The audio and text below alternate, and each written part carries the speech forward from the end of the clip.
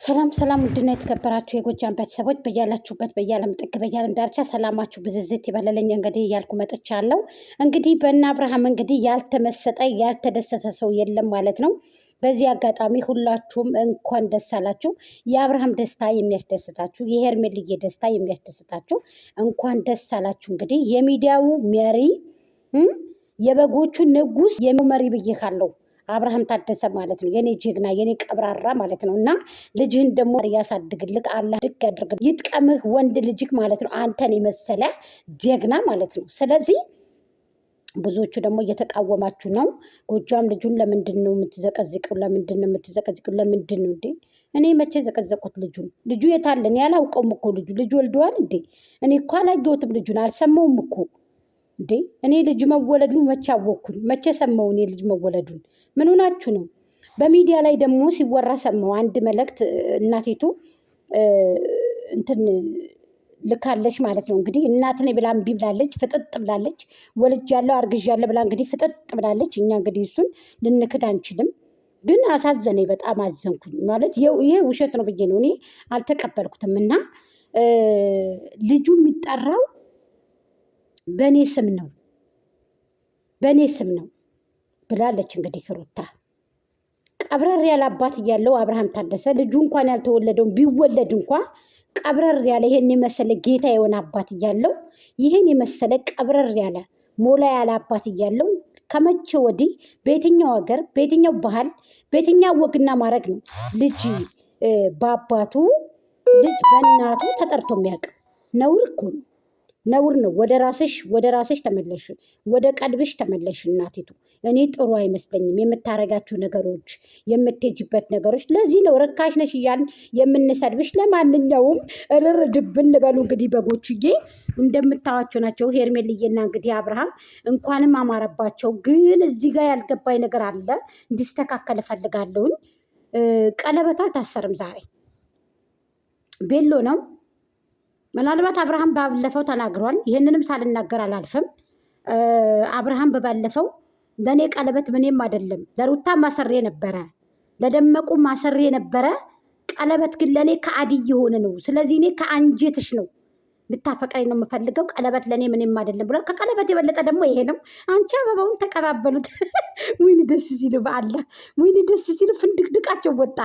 ወይኔ አብርሃም ተደስታችሁ ሰው የምታስደስቱ ሰዎች እናንተን አየሁ። እቺ ሄርሜልዬ የኔ ማር የኔ ቆንጆ የኔ ቀብራራ በጎች ተቃጠሉ። ፏፈሽ ፏ ብትን ላይላ ደግሞ እንዲህ ያለች ላይላ ደግሞ በናሲ አግር መታ ማለት ነው። እንዲህ ያለ ላይላ የምትባለው ደግሞ አናኪላ እንዲህ ያለች እናንተ ከዛኛው ሰፈር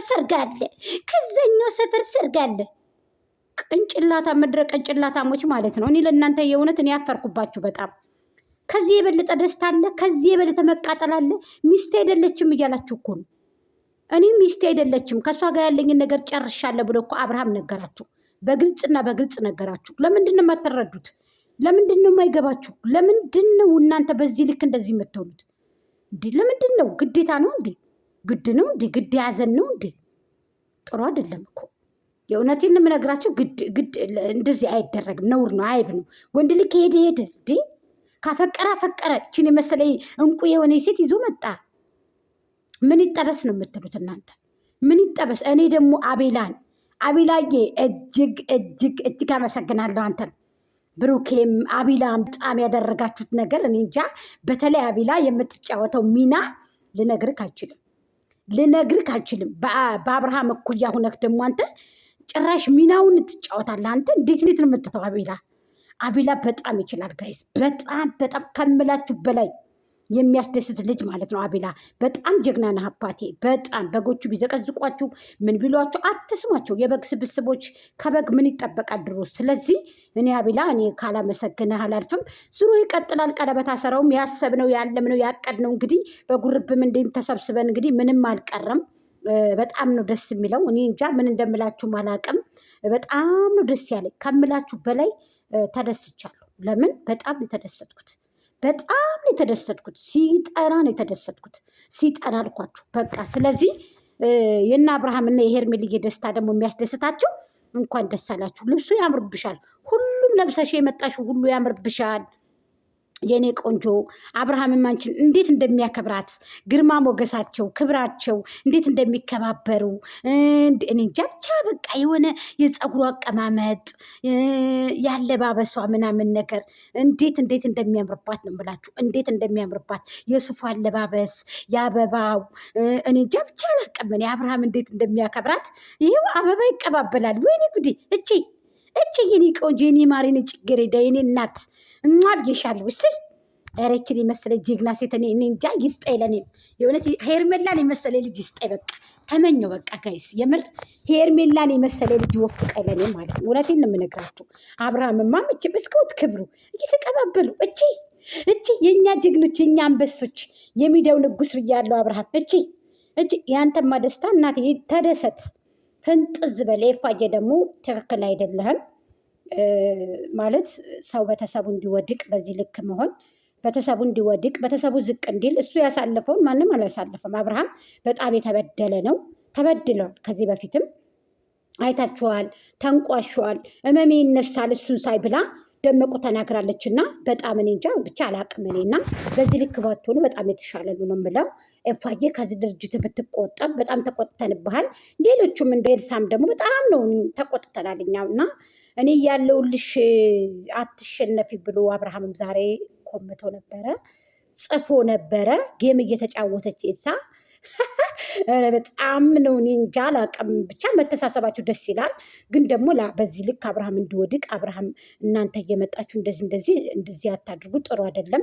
አሁን ላይ ደግሞ ልጅቷን እንዳታስመልጡት። ሄርሜልዬን ይችን የመሰለ ቆንጆ የሆነ ሴት ቆንጆ የሆነ ልጅ ኤፋዬ ከያለው ተቆጠብ ስንል እንግዲህ በሚዲያው እያጋራን እንገኛለን። አላህ ሱብሃነሁ ወተዓላ ኸይረ ነገር ያምጣልን እያልኩኝ እንግዲህ መጥቻለሁ ማለት ነው። ላይክ፣ ሼር፣ ኮሜንት፣ ሰብስክራይብ ማድረጋችሁን ሀሳብ አስተያየታችሁን እንዳዘነጉ ማለት ነው። እህቶቼ አመሰግናለሁኝ።